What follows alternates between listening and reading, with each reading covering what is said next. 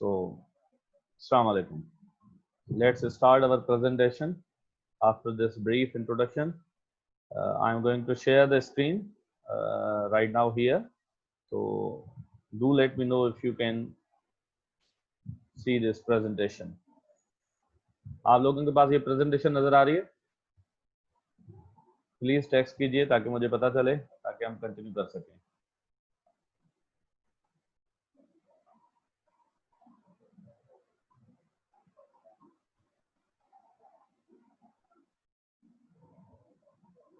Yes, okay. So let's start. ठीक है, सब लोगों को नजर आ रही है? क्लास स्टार्ट करते हैं.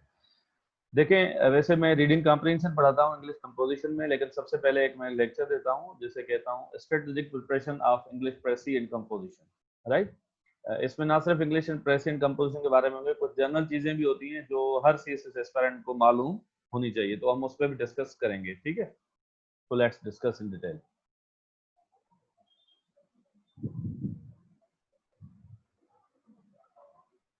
अच्छा, देखें, जब भी आप इंग्लिश प्रेसिंग कंपोजिशन की तैयारी करना शुरू करेंगे, राइट, तो आपको कुछ स्ट्रेटजीज बनानी पड़ेंगी.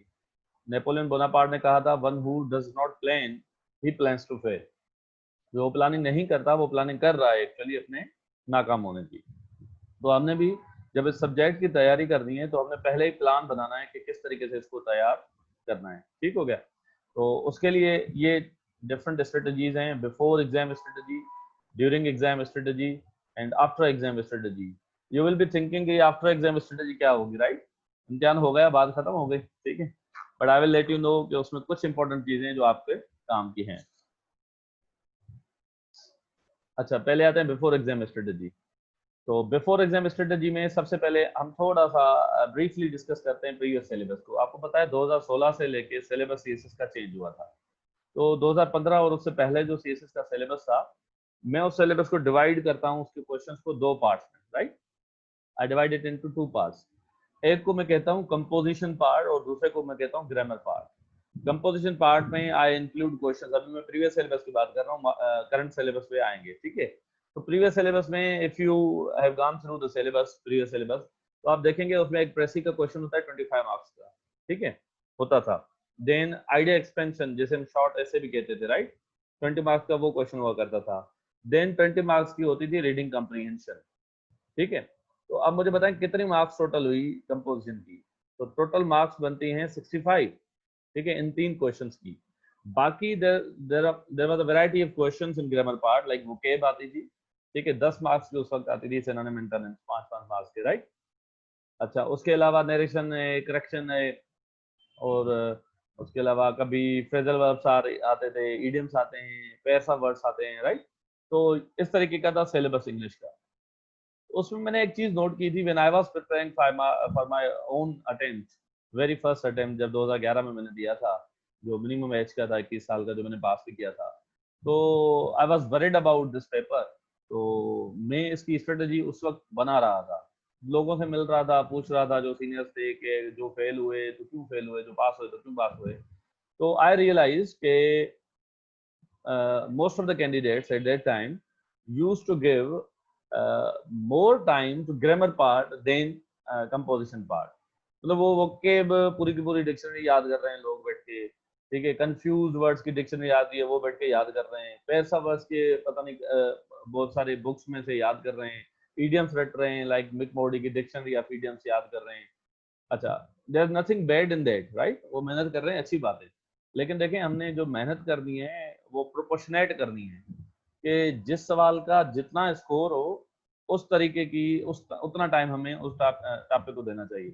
तो मैंने देखा कि people were giving their 70 to 80% on grammar part which carried only 35 marks.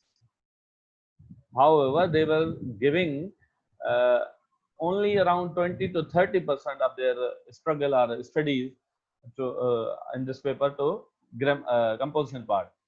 मतलब वो तुमसे अगर कोई मैं पूछ रहा था कि भाई प्रेसिस कितनी साल की है, उसने कहा सर एक दो कर लिए, किसी से चेक करा लिए, बात खत्म हो गई. मैंने कहा व्हाई दिस. उन्होंने कहा बात ये है कि देखिए प्रेसी का पैसेज वहां आता है, वहीं पे पढ़ना होता है, उसी को शार्ट करना होता है, तो अभी इसमें ज्यादा पढ़ने की क्या जरूरत है, एक दो प्रैक्टिस कर ली, बात खत्म हो गई. तो ये इनकी गलत अप्रोच थी, क्योंकि प्रेसी नीड्स प्रैक्टिस, राइट. और ऐसे ही रीडिंग कॉम्प्रिहेंशन के लिए भी कहता था सर ये तो प्रेसी से भी आसान है, इसमें क्या होता है, पैसेज दिया गया होता है, नीचे सवाल दिए गए होते हैं, जवाब भी उसी में से ढूंढ के बताना होता है, तो इसमें क्या मुश्किल है। तो भाई अगर इतना आसान होता तो क्यों majority of candidate fail in composition are ऐसे पेपर। ठीक है, तो इतना आसान नहीं होता, और ऐसे ही शॉर्ट ऐसे पे वो अपनी अपनी लॉजिक्स बता रहे थे। तो this was how people used to prepare this subject, which I feel, which I felt at that time was not a good strategy, right? That was the major reason of their failure at that time. अच्छा, मैंने जब ये ढूंढ लिया कि लोग क्या कर रहे हैं जो मुझे नहीं करना चाहिए, तो आई अडॉप्टेड अनदर स्ट्रेटजी, मैंने उसको उलट कर लिया। I put my 70 to 80% on composition part. मतलब मैंने पास पेपर की सारी प्रेसिस बैठ के सॉल्व की, कंपोजिशन सॉल्व की, आइडिया एक्सपेंशन बैठ के लिख रहा था, राइट। तो मैंने 70 to 80% उन पे काम किया, और 20 to 30% मैंने ग्रामर पे पार्ट किया, जो 35 मार्क्स थी, राइट। तो इस तरीके से मैंने जब उलट किया, तो in my very first attempt I got 60 score in English precis composition, right. तो ये मैं समझ रहा था ये मेरी स्ट्रेटजी का ही इम्पैक्ट था। चलो, उसके बाद हम देखते हैं नए सिलेबस पे आते हैं। ठीक है, अब आपको इस नए सिलेबस में क्या करना चाहिए, which strategy you must adopt to deal with this new syllabus of English precis composition. Let's see. तो अभी आते हैं discussion on new syllabus. Hopefully you all are getting me, right. जिसको कोई बात समझ ना आए या कहीं पे कंफ्यूजन हो तो वो सवाल पूछ सकता है चैट में, राइट। तो coming to a discussion on new syllabus. अच्छा, ये 2016 से ऑनवर्ड है, राइट, अभी भी वही सिलेबस है। इसमें अगर आप देखेंगे, इसको मैंने अपने नाम दिए, ब्रेक किया है, कंपोजिशन पार्ट 40 मार्क्स का, राइट। पहले था 65 मार्क्स का, नोट इट। अब है प्रेसी 20 मार्क्स की, और उसके बाद है रीडिंग कॉम्प्रिहेंशन 20 मार्क्स की। अब सिर्फ कंपोजिशन पार्ट है 40 मार्क्स का, राइट। अच्छा, इसमें एक जो क्वेश्चन इन्होंने निकाल दिया है वो है आपका आइडिया एक्सपेंशन का, जैसे हम शॉर्ट ऐसे कहते थे। उसकी जगह पे ग्रामर में 20 मार्क्स का क्वेश्चन आ गया, उसकी 20 मार्क्स ग्रामर में आ गई है। वो एनोलॉजी और ट्रांसलेशन के 10 मार्क्स के क्वेश्चन उसमें आ गए। ठीक है, अब ये ग्रामर पार्ट है जो 60 मार्क्स का अब हो गया है, जिसमें ग्रामर एंड वोकैब 20 मार्क्स है। अपना सेंटेंस करेक्शन, ये एग्जैक्ट वही सिलेबस है। ठीक है, 10 मार्क्स की है करेक्शन, जिसमें 5 मार्क्स पंक्चुएशन देते हैं, 5 मार्क्स करेक्शन देते हैं। ग्रुपिंग ऑफ वर्ड्स, जिसे एनोलॉजी हम कहते हैं, 10 मार्क्स की आती है। पेयर्स ऑफ वर्ड्स 10 मार्क्स के आते हैं, राइट। ट्रांसलेशन 10 मार्क्स की आती है। This is how the paper is designed in new syllabus, right. Hopefully getting me. तो ये नया सिलेबस, अब हमें तैयारी कैसे करनी चाहिए इस सिलेबस की, उस पे आते हैं। हमारी स्ट्रेटेजी क्या होनी चाहिए इसको तैयार करने की। तो एक चीज अगर आप नोट करें, तो जो प्रीवियसली लोग करते थे प्रीवियस सिलेबस के साथ, तो मैं सोचता हूं अगर वो वही स्ट्रेटजी इस नए सिलेबस पे अडॉप्ट करते तो शायद ज्यादा सक्सेसफुल होते, because they used to give more time to the grammar part, but at that time grammar part was of only 35 marks, but in new syllabus it carries 60 marks.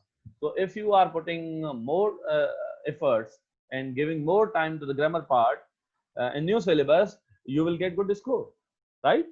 तो एक ये फर्क है। तो हमने एक चीज ये फर्क रखनी है कि किस पार्ट में ज्यादा स्कोर है तो किस पार्ट में ज्यादा टाइम लगाना चाहिए। लेकिन एक चीज और है दैट आई फील कि अभी भी कंपोजिशन पार्ट की इंपॉर्टेंस कम नहीं हुई, सिग्निफिकेंस कम नहीं हुई। सी, अभी वो 40 मार्क्स का है, ग्रामर 60 मार्क्स का है, but if you will count it, if you will take average of the number of questions it carries and number of scores each question is giving, you will come to know the reality कि अभी भी composition part ज्यादा importance रख रहा है। देखें, प्रेसी उसमें सवाल दो हैं, 2 सवाल 40 मार्क्स दे रहे हैं, और बाकी सारा पेपर 6-7 सवाल आ रहे हैं ABCD करके भी। ठीक है, 6-7 सवाल 60 मार्क्स। तो इन 6-7 सवालों को अगर आप ब्रेक करेंगे तो you will have a low average, right. बिल्कुल कम स्कोर होगा एक सवाल के लिए। लेकिन कंपोजिशन पार्ट में अभी भी each of these 2 questions carry 20 marks, right. अच्छा, इसको 20 मार्क्स ना समझे, अपनी मोटिवेशन के लिए ये देखें कि प्रेसी में 20 मार्क्स नहीं है भाई, मुझे प्रेसी में मेहनत करनी है। This 20 marks is actually 50% of the passing marks. Passing marks कितनी होती है कंपोजिशन में या कंपल्सरी में?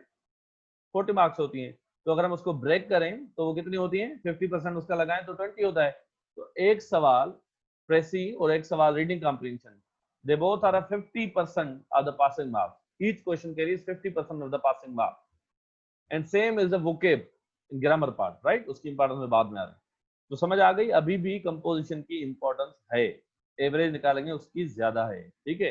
तो आई वुड सजेस्ट स्ट्रेटेजी जो मैं आपको बाद में बता रहा हूँ। तो अभी एट लीस्ट आपको 50-50% स्ट्रगल लगानी चाहिए, किसी को भी अंडरमाइन नहीं करना चाहिए, ठीक है। तो दिस इज हाउ हमने इस पेपर की तैयारी करनी है। एक एक चीज पे मैं आ रहा हूँ, अभी देखते हैं। Give 50% of your prep of this subject to both parts. Focus on grammar, especially vocab, क्योंकि vocab में आप नोट करेंगे 20 मार्क्स का exact, 10 marks synonyms, 10 marks antonyms का क्वेश्चन आ रहा है, राइट। उसके बाद एनोलॉजी क्या होती है? एनोलॉजी में भी एक्चुअली वर्ड्स की ही एनोलॉजी है, वर्ड्स के रिलेशन निकाल के हम उनका, अगर आपकी vocab अच्छी होगी तो उनका रिलेशन निकाल सकेंगे। तो वो 10 मार्क्स भी एक्चुअली vocab के हैं। पेयर्स ऑफ वर्ड्स क्या है? वो भी वर्ड्स हैं, vocab है। तो आई बिलीव केस में ग्रामर में 40 मार्क्स तो अगेन वोकैब के। तो हमने ग्रामर पे स्पेशली वोकैब पे फोकस करना है। अच्छा, हमने उर्दू इडियम्स कलेक्ट करने हैं, गूगल पे मिल जाएंगे आपको Urdu idioms and translation, English translation, right. होता क्या है, 10 मार्क्स का जो क्वेश्चन आ रहा होता है ट्रांसलेशन में, उसमें कभी कभी अपना फ्लावरी लैंग्वेज भी आती है, राइट। जब फ्लावरी लैंग्वेज आ रही है तो उसकी ट्रांसलेशन के लिए भी हमने इडियमेटिक लैंग्वेज, इडियम ही यूज करना होता है ना। बेहतर ये होता है कि उसके लिए इडियम ही यूज किए, क्योंकि वो इडियमेटिक ही होता है उर्दू में most of the time, right. तो वो आपको मिल जाएंगे। अच्छा, प्रैक्टिस करनी है, ज्यादा से ज्यादा करनी है प्रेसी एंड कॉम्प्रिहेंशन की ऑन डेली बेसिस। एक वीक का प्लान बना लें कि भाई मैंने 3 दिन प्रेसी या 4 दिन प्रेसी करनी है और 3 दिन कॉम्प्रिहेंशन करनी है, भले डेली एक क्यों ना हो, ठीक है। तो इस तरीके से आपको प्लान बनाना होगा, वोकैब को क्रैम करना होगा। अच्छा, कुछ लोग करते हैं, देखिए बहुत सारे तरीके हैं, फॉर्मल तरीके होते हैं वोकैब को याद करने के, इनफॉर्मल तरीके होते हैं याद करने के, ठीक है। फॉर्मल तरीके के भाई आप सफिक्स प्रीफिक्स याद कर दें, ठीक है, या सेंटेंसेस में उनका इस्तेमाल कर दें। तो suffix and prefix is a good technique. Sentence भी ठीक है लेकिन इट्स टाइम टेकिंग। और दो चीज देखें, हर वर्ड का अपना यूसेज होता है, ठीक है। तो लाजमी नहीं कि जो आप वर्ड पढ़ रहे हैं उसका इस्तेमाल आप करें। एक natural flow of your writing होता है, आप उसके साथ जाएं। और जीआरई के वर्ड थोड़े मुश्किल होते हैं उनको यूज करने में, लाजमी नहीं कि सारे वर्ड, बहुत सारे आसान भी होते हैं, यूज भी हो रहे होते हैं डेली लैंग्वेज में। तो आई वुड सजेस्ट कि यहाँ पे आपका फोकस आपकी लैंग्वेज एक्सप्रेशन बढ़ाना नहीं है, उस पर अलग से बंदा काम कर सकता है, राइट। यहाँ पे आपका फोकस है कि आपको सिर्फ वो 20 मार्क्स की जो वोकैब क्वेश्चन आ रहा है वो कंप्लीट होना चाहिए। तो you must know their synonyms and antonyms, right. तो इसके लिए आपको क्रैमिंग करनी पड़ेगी, राइट, वोकैब की। अच्छा, मतलब आपके माइंड में सवाल आ रहा होगा कि भाई क्रैमिंग करते हैं फिर भूल जाते हैं, और जीआरई की वोकैब भी there are 3500 words in GRE, तो कहाँ से याद करेंगे। तो मैं अक्सर अपनी पुरानी क्लासेस में एक टेक्निक्स बताया करता था, अभी मेरे पास यहाँ बोर्ड नहीं है, otherwise I could write it, right. Memory techniques होती हैं इन चीजों को याद करने की, ठीक है। Even you can remember 50 words a day, ठीक है, विद इन आवर, एक क्लाक, एक घंटे के अंदर, ठीक है, एक आप याद कर सकते हैं। और वो आप हमेशा के लिए भी याद कर सकते हैं, लेकिन वो मेमोरी टेक्निक्स होती हैं। एक छोटा सा मिसाल देता हूँ, जीआरई का मैंने एक वर्ड पढ़ा था, बिल्क, BILK, वो मुझे याद नहीं हो रहा था। तो मैंने एक मेमोरी टेक्निक है जिसे हम कहते हैं एसोसिएशन टेक्निक, राइट। एसोसिएट कर रहे होते हैं एक वर्ड को किसी और वर्ड के साथ, ताकि वो हमारी एग्जिस्टिंग मेमोरी में जो वर्ड मौजूद है उसके साथ, ताकि वो एग्जिस्टिंग मेमोरी उसी से ही उसको याद कर ले। भाई देखें, बिल्क का जो साउंड है वो मिल्क से मैच हो रहा है ना, आप याद कर लें, ठीक है। बिल्क इज टू मिल्क, ठीक है। बिल्क का मतलब होता है चीट करना। मैंने ऐसे याद कर लिया कि भाई ये जो मिल्क बेचने आते हैं वो मिल्क में या दूध में जो है ना पानी डाल देते हैं और ऐसे धोखा देते हैं, ठीक है। इस तरीके से आज तक वो मुझे वर्ड याद है, मैंने एक मतलब ही पढ़ा था, बिल्क में टू चीट। इस तरीके से आपको वोकैब याद कर सकते हैं, और करनी भी है, it's very important, right. Then practice करनी है नरेशन की, करेक्शन की, राइट। आगे चलें। सोर्सेस कहाँ से कौन से होने चाहिए प्रेप के लिए, वो भी मैं आपको बता रहा हूँ कि भाई एक तो देखें, हमने एक प्रैक्टिस नोट्स इंट्रोड्यूस किए थे अपने एकेडमी में, जो अभी भी मौजूद हैं। आप एडमिन से रब्ता करेंगे तो वो आपको दे देंगे। तो हमारे रीडिंग कॉम्प्रिहेंशन के भी प्रैक्टिस नोट्स बने हुए हैं और प्रेसी के भी। ये हमने इसलिए किया था कि देखें, डायरेक्ट अगर स्टूडेंट्स को हमने प्रेसी और कॉम्प्रिहेंशन पढ़ा के कहा कि भाई जाओ पास पेपर से आपने प्रैक्टिस करनी है, तो थोड़ा वो डिस्करेज हो जाता है, थोड़ी सी मुश्किल लेवल होती है, इसकी वजह से वो डिस्करेज हो जाता है। तो हमने बेसिक लेवल्स और मतलब सेकेंडरी लेवल की कुछ कॉम्प्रिहेंशन और प्रेसी नोट्स में कन्वर्ट किया हुआ है, वो आप पहले प्रैक्टिस करेंगे, हमसे असेस कराएंगे, डेली बेसिस पे हमसे असेस करा सकते हैं, ठीक है। तो उसी वजह से हम वो चेक करते रहेंगे, फिर आपको पास पेपर पे आना होगा। सैयद सादात अली शाह की किताब है, बड़ी मशहूर किताब है, exploring the word of English. उनमें से पेयर्स ऑफ वर्ड्स हैं, इडियम से, ग्रामर भी बहुत अच्छी है, ठीक है, बहुत सारे उसमें चैप्टर्स अच्छे हैं, वन वर्ड सब्स्टिट्यूट अच्छे हैं। तो आप पेयर्स ऑफ वर्ड्स और इडियम तो मेरे ख्याल में एक सोर्स ही काफी है। बाकी तो आप सारे 3 किताबें भी याद कर लें, लाजमी नहीं है कि 3 किताबों से आए हो। 5 मार्क्स का सवाल होता है तो you are only suppose to go for one source at least, right. आर्डन की किताब आती है प्रेसी राइटिंग की, वो जबरदस्त बुक है आपको प्रेसी की प्रैक्टिस के लिए। पास्ट पेपर से जरूर हेल्प लेनी है, रीडिंग कॉम्प्रिहेंशन हो या आपके जो भी क्वेश्चन हैं, ठीक है, इंग्लिश के। और जिनकी अंग्रेजी बेसिक वीक है, तो मैंने एक वेबसाइट देखी थी, इंग्लिश फॉर एवरीवन, गूगल कर लेना, आपको मिल जाएगी उसकी लिंक एग्जैक्ट। तो उसमें मैंने देखा कि बेसिक कॉम्प्रिहेंशन भी हैं और ये सारी बेसिक लेवल्स की चीजें उसमें मौजूद हैं। आपकी ग्रामर की प्रैक्टिस भी हो जाएगी और ये कॉम्प्रिहेंशन भी बेसिक लेवल से वहाँ पे मौजूद है। इंडिया बेक्स एक वेबसाइट आती है जिसमें आपको जनरल एबिलिटी भी हेल्प देगी बहुत सारी, और एनोलॉजी के क्वेश्चन जो हैं वो आपको हेल्प करेंगे वहां से। एनोलॉजी 2016 में जो आई हुई थी पीएसएल में, वो वहीं से निकली हुई थी, ठीक है। वोकेब कहाँ से याद करनी है आप? 3500 वर्ड्स, 3500 वर्ड्स अगर आप याद नहीं कर सकते तो पहले आप एक टारगेट बना लें, जो मैं किया करता था। जीआरई वोकेब लिस्ट मिलेंगी आपको, majortest.com वेबसाइट है, आप गूगल कर लेना। उसमें है क्या कि 15 लिस्टें हैं, हर लिस्ट 100 वर्ड्स की है, तो 1500 टोटल वर्ड्स हैं सिलेक्टेड। लेकिन उसको मतलब उसमें फायदा ये है कि हर लिस्ट 100 वर्ड्स की है और हर लिस्ट 10 ग्रुप में डिवाइडेड है, हर ग्रुप 10 वर्ड्स का है और वो 10 ग्रुप A to Z है, राइट। तो इसमें याद करने में, वो ब्रेक जिस तरीके से कर रहे हैं, याद करने में आसान लगती है। तो आप टारगेट बना लें, डेली 10 वर्ड ही याद कर लेंगे तो आपका टारगेट अच्छा बन जाएगा। दूसरी डैनियल मार्टिन की किताब है, वो इंटरमीडिएट लेवल की किताब है, लेकिन 2018 की रीडिंग कॉम्प्रिहेंशन और प्रेसी इसी में से आई है। तो बड़ी जबरदस्त बुक है। इसमें अगर आपकी ग्रामर वीक है, तो वीक है या नहीं भी है, तो मैं कहूँगा once in a life time आप इसकी प्रैक्टिस कर लें। पहले 2-3 चैप्टर पढ़े, ठीक है, एक्सरसाइज आएगी, सॉल्व करेंगे, की से चेक करेंगे। If you are going good, 90% plus जा रहे हैं, तो मतलब आपने चैप्टर समझे हुए हैं, आगे मूव करें। अगर थोड़ा कम आ रहा है तो फिर दोबारा पढ़ लें, कहीं और से पढ़ लें, फिर ये टेस्ट कंडक्ट करें। इस तरीके से आपका ग्रामर भी बेहतर होता जाएगा। क्लियर? ये था before exam strategy. Now coming towards during exam strategy. Clear है? Is it all clear to you all? अच्छा, ड्यूरिंग एग्जाम स्ट्रेटजी में, सॉरी, ड्यूरिंग एग्जाम स्ट्रेटजी में कुछ चीजें जो हमने डिस्कस करनी है, ये आपको दूसरे पेपर्स में भी काम आएंगी, लेकिन कुछ स्पेसिफिकली कंपोजिशन की है। Time management, what question to attend first, ये थोड़ा हार्ड अभी आपको लगेगा, लेकिन we will be discussing in perspective of English composition. Use of pen, आप कहेंगे सर ये क्या सवाल है कि पेन इस्तेमाल करते हैं, हमें नहीं आती। तो मैं बताऊंगा, उसमें कुछ चीज़ें हैं जो मैंने अपनी लाइफ में अपना रियलाइज किए हैं कि पेपर में, एग्जाम में क्या होना चाहिए, क्या नहीं होना चाहिए। I will be letting you know. Energy dose क्या होता है, use of watch in exam are, reaching 15 minutes earlier at exam are. ये ड्यूरिंग एग्जाम है, आप एग्जाम में बैठे हुए तो आपको क्या क्या करना है वहां पे, ठीक है। अब पहले आते हैं टाइम मैनेजमेंट पे। तो फॉर प्रेसी एंड कंपोजिशन, प्रेसी को कम से कम 1 घंटा दे दें। Don't worry about the time. Previous syllabus में टाइम ज्यादा कंज्यूम होता था, बिकॉज 120 मार्क्स क्वेश्चन जो आइडिया एक्सपेंशन था, कम से कम 30-35 मिनट लगते थे लिखने में, राइट, शॉर्ट ऐसे में। लेकिन अब उसकी जगह में एनालॉजी आ गई है, जिसमें सिर्फ सिलेक्ट करना होता है, A B C D 5 करने होते हैं, तो इट्स वेरी इजी, राइट। और उसके अलावा मतलब आपको विद इन 2-3 मिनट्स आप वो कर लेते हैं जो आ रहे होते हैं। ट्रांसलेशन भी 5 मिनट या 10 मिनट में ज्यादा हो जाती है, तो आपका 15-20 मिनट वहां से टाइम बचता है नए सिलेबस में। प्रेसी में क्यों देना है 60 minutes? Let me tell you why. कि भाई देखें, precis includes 3 different skills. Number 1, सबसे पहले आपको रीडिंग कॉम्प्रिहेंशन की स्किल आनी चाहिए। For precis you need skill of reading comprehension. If your reading is good, your precis is good. अगर आप सही नहीं समझ पाएंगे तो आप प्रेसी या समराइज कैसे कर पाएंगे, right. The very first skill is reading comprehension.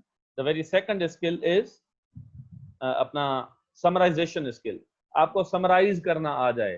भाई समराइजेशन इसकी क्या होती है कि you come to know what is important, what is unimportant, what is main argument and what is its sub argument, or we may call it what is its explanation, तो ये सारी चीजें आपको अगर आप पता होगी तो आप कर पाएंगे। The third important skill is composition skill. आपको पैराग्राफ भी लिखना होता है ना आखिर में, उसमें से अखज करके अपनी इंपॉर्टेंट चीजें निकाल के आपको एक पैराग्राफ बनाना होता है। तो प्रेसी में 3 डिफरेंट स्किल्स अप्लाई हो रही होती है, तो it's time consuming, it's energy consuming, तो I would suggest give 60 minutes, right. अब बताता हूँ टाइम आपके पास इनफ है। कंप्रीहेंशन को 40 मिनट्स इनफ है। देन ग्रामर पार्ट, अभी मैं ग्रामर के एक सवाल की बात नहीं कर रहा, ग्रामर पूरे पार्ट की बात कर रहा हूँ 50 मिनट से। आप कहेंगे सर ये तो बहुत कम है, सारे ग्रामर को वहां पे एक एक सवाल को 60 मिनट्स है, 40 मिनट्स, यहाँ पूरे ग्रामर पार्ट को 50 मिनट्स और उसकी मार्क्स भी 60 हैं। देखें वो के बाई 20 मार्क्स के, उसमें आपको करना क्या है, ABCD लिखना है ना आपको, आ रहे हैं तो आ रहे हैं, नहीं आ रहे तो नहीं आ रहे, बात खत्म। ठीक है, तो आपको क्या करना है, अपने आंसर कापी में क्वेश्चन नंबर 1 आंसर, नंबर 1 का A लिख लिया, नंबर 2 का C लिख लिया, व्हाट्सएवर जो भी आपका माइंड हो। ठीक है, तो it must not take more than 10 minutes I guess, वैसे तो 5 मिनट में होना चाहिए। ठीक है, लेकिन अगर दे भी रहे हैं तो 10 मिनट।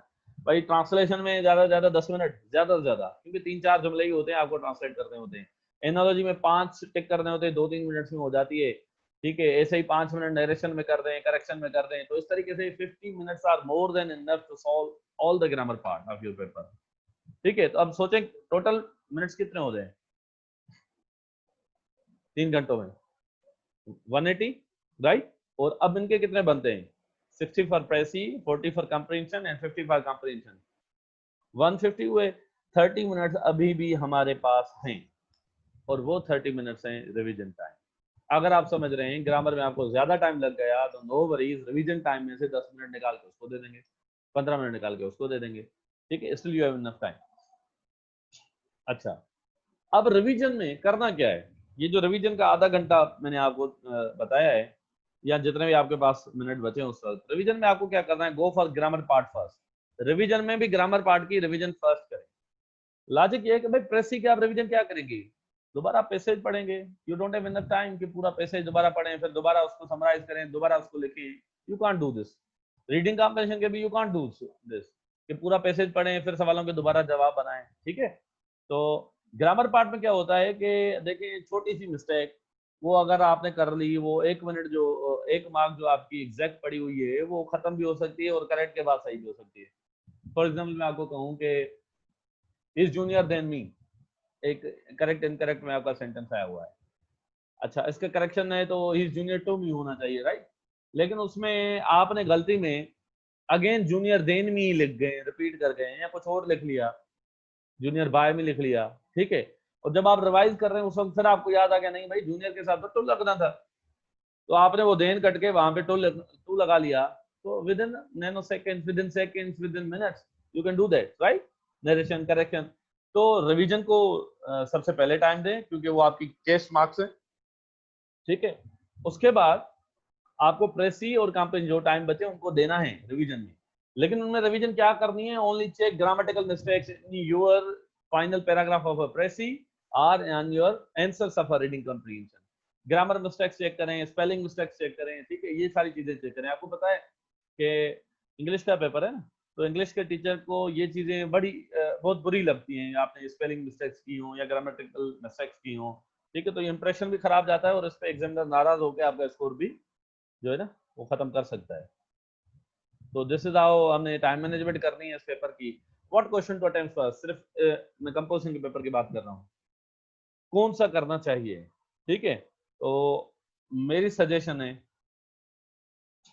अच्छा अगेन सबसे पहले तो बहुत सारे स्टूडेंट कहते हैं कि सर वही करेंगे जो आ रहा होगा, राइट, दैट्स गुड आंसर। लेकिन देखें ये हमने थोड़ा लॉजिकली अगर देखें कि क्योंकि तैयारी तो हमने सारे सवालों की होगी ना, एग्जाम में ऐसे तो नहीं बैठना ना जाके। ठीक है, तैयारी पहले ही की हुई है, तो अभी हमने डिसाइड भी पहले ही करना है कि कौन से पार्ट के पास मैं पहले जाऊंगा। ग्रामर पार्ट के लिए पहले ही जाए, मेरी सजेशन।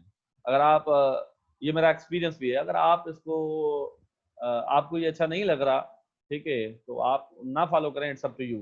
ठीक है, कोई इसमें कोई आपका स्कोर खत्म नहीं होगा या इसका कोई मैटर नहीं होगा, लेकिन इसकी लॉजिक में बता रहा हूँ। ग्रामर पार्ट क्यों पहले करें, देखें या प्रेस ही क्यों ना करें वो बता। ग्रामर पार्ट करने में सवाल उसके होते हैं 6-7 छोटे छोटे छोटे। ठीक है, 5 मिनट में, 10 मिनट में, 5 मिनट में, 10 मिनट में। तो होता क्या है, विद इन 50 मिनट जो मैंने आपको टाइम स्केल दिया उसमें आप वो सारे सवाल कर जाते हैं। जब वो आप सारे सवाल कर जाते हैं, सॉरी आजान सुन लें, आजान आ रही है।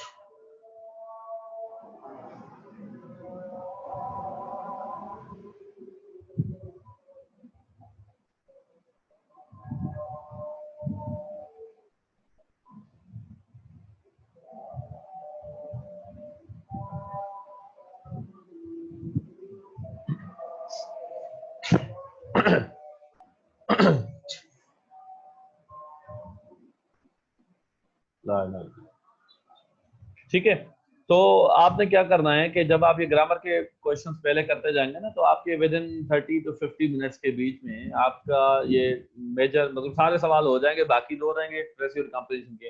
तो साइकोलॉजिकल एक इम्पैक्ट पड़ता है कि भाई मेरे पास अभी तो मतलब 50 मिनट्स भी अगर मैक्सिमम जो मैंने आपको टाइम बताया कर दिया, तो अभी भी आपके पास कितने 2 घंटे और 10 मिनट। तो साइकोलॉजिकली आपको ये फील होगा, you will be feeling ease कि भाई मैंने 50 मिनट्स में सारा पेपर कर लिया, सिर्फ 2 सवाल रहते हैं, राइट। एक साइकोलॉजिकल इम्पैक्ट होता है स्टूडेंट पे, ठीक है, उसकी साइकी पे। अच्छा, दूसरा टाइम कंज्यूम अपना टाइम बिल्कुल कम ले रहा है। दूसरा देखें, ग्रामर का आप स्कोर काउंट कर सकते हैं अपना, भाई यू नो के भाई नरेशन के 8 जुमले 5 कर दें और आपने रूल्स पढ़े हुए हैं, तो आपको अंदाजा हो जाता है भाई ये 3 तो मुझे पक्के आ रहे हैं, 2 नहीं आ रहे हैं, तो चलो भाई 3 मार्क्स इसकी आ गई, ठीक है भाई। बुके 20 में से मुझे 12 आ रही थी, 8 आ रही थी, मिनिमम कर लें, ठीक है, 8 मिनिमम फॉर एग्जाम्पल आप काउंट करते जाएं, 3 आपका आ गए अपना नरेशन में, ऐसे 3 आप करेक्शन में लगा लें, वैसे तो ज्यादा आने चाहिए, मिसाल देते हैं 8 और 3 हो गए 11 और 3 हो गए 14, और ऐसे एनालॉजी में आपकी जो 10 मार्क्स में आप सोच लें 6 आ गई या 4 आ गई, ठीक है, तो 11 और 4 ही काउंट कर ले 15 हो गई, ठीक है। और उसके अलावा आपकी ट्रांसलेशन में आप 5 मार्क्स काउंट कर लें फॉर एग्जाम्पल, ठीक है, 20 हो गई, ठीक है। और कौन सा सवाल आता है, इडियम्स में आपकी 2 आ गई 5 में से, चलो ठीक है 22 मार्क्स हो गई। उसके बाद क्या आता है अपना पेयर्स ऑफ वर्ड्स में से 6 मार्क्स दे दें, ठीक है, वो तो रिपीटेड भी होते रहते हैं, बड़े आसान होते हैं, तो 6 भी काउंट करें तो कितने हो गए, 22 से 28 हो गई, ठीक है। तो ऐसा 1-2 सवाल ग्रामर का और आ जाता है छोटा मोटा, ठीक है। तो अच्छा, करेक्शन के 5 से, पंक्चुएशन में भाई 3 दे दें, 5 में से 2 दे दें, पंक्चुएशन तो आसान है, ठीक है। तो ऐसे आप अगर आप काउंट करेंगे, जब आप लिखते जाएंगे आपको खुद एक अंदाजा होगा कि भाई out of this 60 marks part मैंने तो 30 और 35 के बीच में स्कोर तो ले लिया, अगेन द साइकोलॉजिकल इम्पैक्ट कि भाई अभी सिर्फ 10 मार्क्स चाहिए, 5 मार्क्स चाहिए, अभी तो मैं पास हो गया, राइट? ये फीलिंग चाहिए। वरना आपको पता है ना, जब माइंड परेशान होता है ना, कोई भाई पूछ भी ले, बड़ा आसान सा भी सवाल पूछ ले ना कि पाकिस्तान का कैपिटल क्या है, तो हम भूल जाते हैं, राइट? जब इंसान परेशान हो जाता है। तो इसी तरीके से एग्जाम में, एग्जाम प्रेशर तो होता ही होता है, it's very natural. Exam pressure में अपने आप को ईज में रखने के लिए ये साइकोलॉजिकल टेक्निक्स है जो मैं आपको बता रहा था। ठीक हो गया? तो ग्रामर पार्ट करने के ये फायदे होते हैं। और दूसरा ये भी चीज नोट कर लें कि एग्जामिनर के पास भी अच्छा इमेज आएगा कि भाई ये पास तो हो गया है, 30-35 मार्क्स तो पहले ही लेके आया है, ठीक है, अभी 5 लेनी है, तो ये मतलब he is good at grammar, right? अब उसके बाद अगर आप प्रेसी में कोई ग्रामर की छोटी मोटी मिस्टेक हो भी गई, तो वो आपके उस ग्रामर के स्कोर को, जो उसका इंप्रेशन बन गया उसके माइंड में, वो ये कह सकता है कि ओवरलुक कर सकता है, कहता है कि भाई बच्चे से गलती हो गई, ठीक है। डिपेंड्स अपॉन एग्जामिनर करना चाहे या नहीं करना चाहिए, लेकिन कर सकता है, इंप्रेशन आपने ग्रामर का अच्छा दे दिया।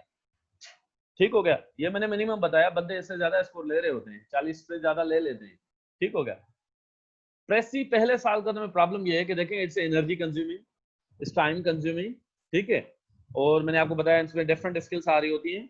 तो आपने प्रेसी में, एक तो मैंने आपको बताया, आपको स्कोर का अंदाजा नहीं होगा, अपने कुछ भी कर लें, कितनी भी अच्छी, आपका माइंड सेटिस्फाई नहीं होगा कि मुझे क्या पता कि यार 20 में दे, 10 दे, 8 दे, 5 दे, ठीक है, कुछ भी कर लें, ठीक है। तो यू कैन नॉट एक्चुअली जज के एग्जामिनर कितना स्कोर आपको देने वाला है। तो थोड़ा माइंड वेग होता है, जब वेग होता है ना, क्लियरिटी नहीं होती ना, क्लियरिटी, तो फिर प्रॉब्लम होता है, ठीक है। और आप कोई ना कोई मिस्टेक इंसान से हो जाती है प्रेसी में, वो समराइजेशन में हो जाए, कंपोजिशन में हो जाए, ठीक है, कुछ ना कुछ हो जाता है, परफेक्ट तो कोई नहीं होता। ठीक हो गया? लेकिन ग्रामर के बाद आपको प्रेसी करनी है, रिमेंबर दिस, प्रेसी को आखिर में नहीं लेके जाना, क्योंकि इट्स टाइम कंज्यूमिंग और इट्स एनर्जी कंज्यूमिंग।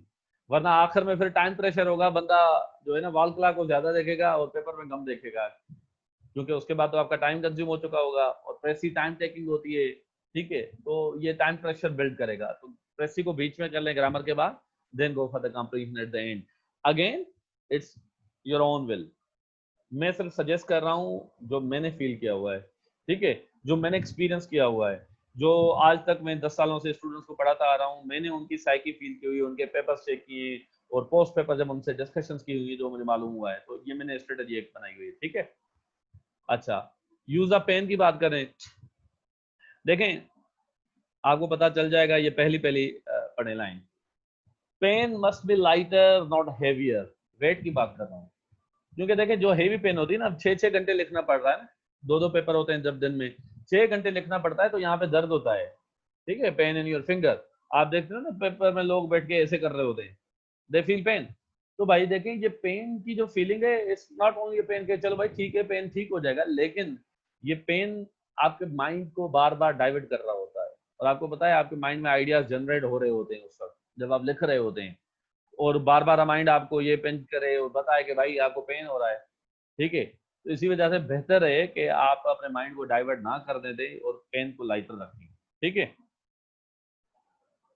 अच्छा, बॉल पेन, ऐसे नहीं कि बॉल पेन से लोग पास नहीं होते, बॉल पेन से लोग पास भी होते हैं, हर चीज होती है, लेकिन आई फील के बॉल पेन एक कैजुअल एटीट्यूड शो करता है, ठीक है। तो बॉल पेन से बेहतर है कि कोई और पेन बंदा यूज करे। इन पेन बहुत सारे प्रॉब्लम होते हैं, आपको इंक भरनी पड़ती है, ठीक है, वो थोड़ी हैवियर भी होती है, और उसकी निब जो होती है, ठीक है, वो बड़ी सख्त सी होती है, पेपर को भी कभी कभी फाड़ देती है, ठीक है। तो ये मसले होते हैं। तो जेल पेन आती हैं, डॉलर पेन जो आती हैं, ठीक है, वो यूज कर लें, they are good option. Again it's your own will, मैं अपनी ऑब्जर्वेशन सजेस्ट कर रहा हूँ। In issues of in should already be resolve, या आपने अगर डॉलर पेन ली हुई है तो भाई एक ना लेना, 2-3 ले लेना, ठीक है, ताकि पेपर में किसी से पेन मांगनी ना पड़े, अपने पेपर का बंदोबस्त खुद कर लें, ठीक है। Bundle of pen should already be with you. Use of two pen अपनी प्रेजेंटेशन स्किल के लिए करें, ब्लू एंड ब्लैक का कॉम्बिनेशन करें, दैट्स वेरी गुड। ब्लू से लिख रहे हैं तो ब्लैक से आप रेफरेंसेस और ये सारी चीजें हेडिंग शेडिंग दे सकते हैं, ठीक है। मार्कर्स हेडिंग्स के लिए हो, लिखने के लिए, वो दोनों का मर्जर हो, ब्लैक एंड ब्लू, ये प्रेजेंटेशन अच्छी बना देता है। एनर्जी डोज इसी तरीके से बनना है, ये जैसे एनर्जी वाला इमोजी खड़ा हुआ है, इसी तरीके से ही देखें, आपको पानी की जरूरत होती है, और ये पेपर हमेशा कॉलेजेस, स्कूल्स और यहाँ पे होते हैं, ठीक है, जो गवर्नमेंट होते हैं, वहां पे पानी का अक्सर इंतजाम नहीं होता, होता भी है, यू नेवर नो कि वहाँ कौन सा पानी इस्तेमाल हो रहा है। ठीक है। और वो ऐसे ना कि पानी पी के बंदे का पेट खराब हो जाए या तबीयत खराब हो जाए, ठीक है। तो इससे बेहतर है कि बंदा रेस्ट ना ले, अपने छोटी सी कोई मिनरल बोतल ले लें अपने साथ, हर पेपर में एक बोतल होनी चाहिए, ठीक है, क्योंकि आपको पानी की जरूरत होती है, ठीक है। और एनर्जी जब कंज्यूम हो रही होती है तो बेहतर है एक छोटा सा जूस ले लें, या अपना चॉकलेट्स अपने साथ या टॉफीज अपने साथ रख लें, वो शुगर भी मेंटेन करेंगी, प्रेशर भी मेंटेन करेंगी अगर आपके पास च्युइंगम है तो, ठीक है। तो इसी तरीके से ये एनर्जी डोज भी आप अपना रखना, कोई आपको मना नहीं करेगा कि आप जूस क्यों पी रहे हैं। मैं तो पीता रहता था, राइट, एक जूस छोटा सा ले लेता और एक पानी ले लेता था, ठीक है। तो इट विल हेल्प यू, ठीक हो गया। उसके बाद यूज ऑफ वॉच, देखें यूज ऑफ वॉच भी में इस तरीके की होनी चाहिए, ठीक है। आजकल वो जो अलग आ रही है उसमें तो टाइम देखने में भी थोड़ा सेकंड्स लगते हैं कि भाई टाइम कहाँ है। डिजिटल होनी चाहिए जिसमें डिजिट्स नजर आ रहे हो। अच्छा, एक तो अपनी होनी चाहिए, अगेन मैंने आपको कहा स्कूल्स और कॉलेजेस में पेपर लग रहे होते हैं, मैनी ऑफ द टाइम मैंने ऑब्जर्व किया है कि वहाँ पे वॉल क्लॉक नहीं होता, होता है खराब होता है, ठीक है। तो बार बार किसी से बैठ के बंदा सवाल पूछे, और जब टाइम मैनेजमेंट करनी है तो हमने बार बार टाइम देखना है, किस सवाल को कितना टाइम देना था और कितना टाइम हो चुका है। तो इसी वजह से अपनी वॉच होना लाजमी है। और asking about time from others waste your time. You can't rely on exam hours. Usually we don't find wall clocks when you center the school or college. Watch should be digital to see time quickly. और you should not wear watch, पहननी नहीं। देखें पहनने से भी यहाँ पे आपको पता है ना पसीना आ जाता है, थोड़ा दर्द होता है अगर हैवी होती है। आपकी डेस्क है ना, ठीक है, डेस्क के सामने रख लें जहाँ पे पेपर लिख रहे हैं अपना आंसर कॉपी, तो वहां से देखने में भी आसानी होगी। बार बार ऐसे करें, ऐसे बेहतर है सामने रख लें, ठीक है। ये छोटी छोटी बातें बड़ी काम की बातें हैं एग्जाम में, ठीक है। ये मैंने लिख लिया कि watch in front of you on the support reaching it exam hall. ये बहुत सारे लोगों के साथ मसला होता है, देखें कम से कम 10-15 मिनट पहले पेपर में पहुंचे, एटलीस्ट आपका जो फर्स्ट पेपर हो, पहला दिन हो एग्जाम का उसमें, ठीक है। घर से निकलने का टाइम आप खुद तय करेंगे कि आपका सेंटर कहाँ पे, तो आधा घंटा पहले निकलना है, 1 घंटा पहले निकलना है, व्हाट्सएवर वो जो आपकी अपना जो है डिस्टेंस कितना है, ठीक है। तो 10-15 मिनट पहले पहुंचना चाहिए। उसकी लॉजिक्स बताता हूँ क्यों। देखें आपको ट्रैफिक और इमरजेंसी सिचुएशन को भी कंसीडर करना पड़ेगा, क्योंकि FPSC does not consider anything like this कि उसके बाद आप कहेंगे सर मेरा रिक्शा खराब हो गया, सर मेरी गाड़ी का टायर पंक्चर हो गया, आप इसे एक्सक्यूज नहीं दे सकते उनको। तो इसलिए कह रहा हूँ 10-15 मिनट पहले पहुंचे कि अगर ऐसा कोई सीन हो जाता है तो आप उस टाइम को कवर कर सकें। अच्छा, उसके बाद देखें एक्लिमेटाइजेशन होती है, आप नए माहौल में आते हैं, इधर उधर देख रहे होते हैं, आपके हार्ट बीट तेज चल रही होती है, ठीक है। तो एक्लिमेटाइज करने के लिए एटलीस्ट पहले पेपर की बात कर रहा हूँ, ठीक है। अच्छा, ये हार्ट बीट तेज होती है जब आप बाहर से आ रहे होते हैं, तो थोड़ा आपको 1-2 मिनट चाहिए आपके बॉडी को रिलैक्स होने के लिए, ठीक है। और एमसीक्यूज सबसे पहले डिफरेंट पेपर्स में होते हैं, ऐसे के अलावा हर पेपर में एमसीक्यूज होते हैं, तो they are very important, 20 marks के क्वेश्चन होते हैं। और अगर आप हरी में आते हैं, जल्दी में आते हैं, 9 बजे आते हैं और लिखना शुरू करते हैं, ठीक है, तो एमसीक्यूज करना सॉल्व करना शुरू कर देते हैं, mistaken you can be mistaken there, आप गलती कर सकते हैं क्योंकि आप जल्दी में, आप हरी में, आपके हार्ट बीट अभी नॉर्मल नहीं हुई।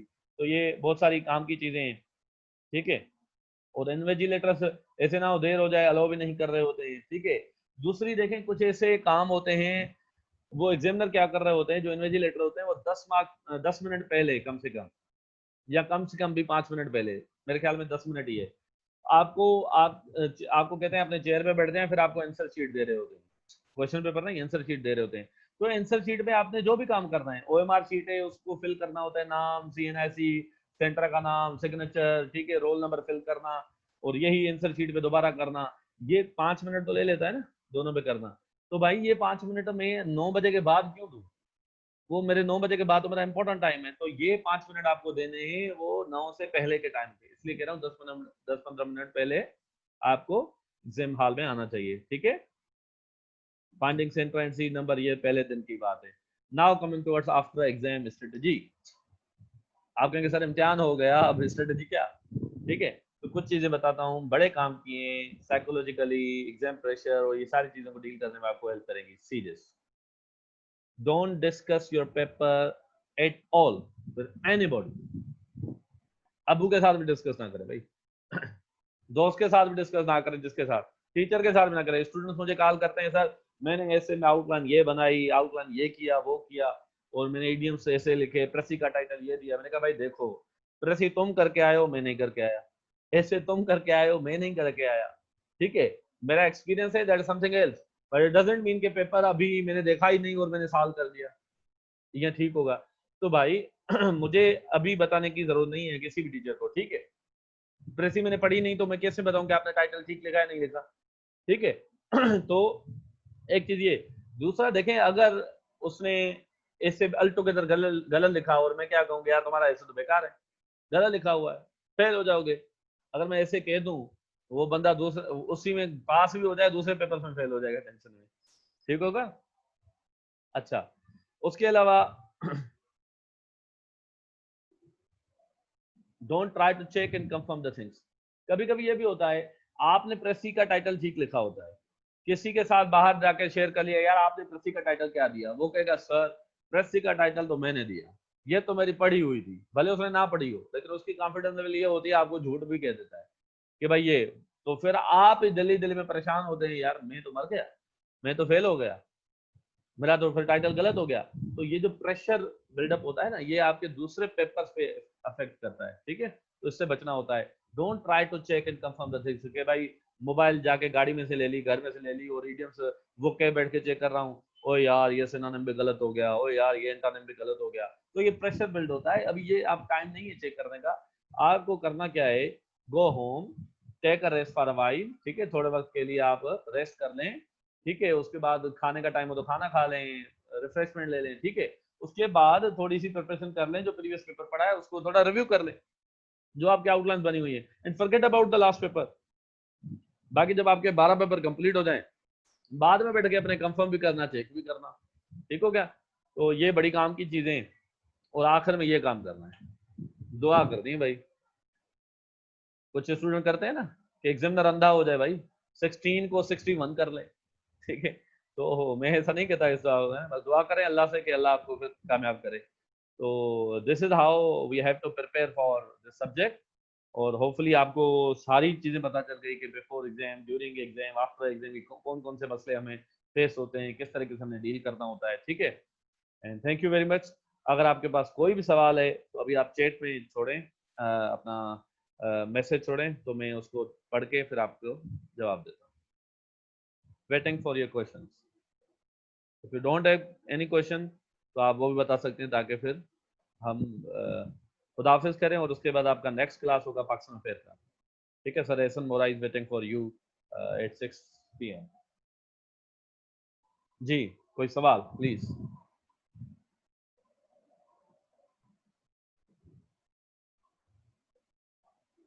कोई सवाल नहीं। No question. It was worth informative session. Thank you. Welcome, Arya.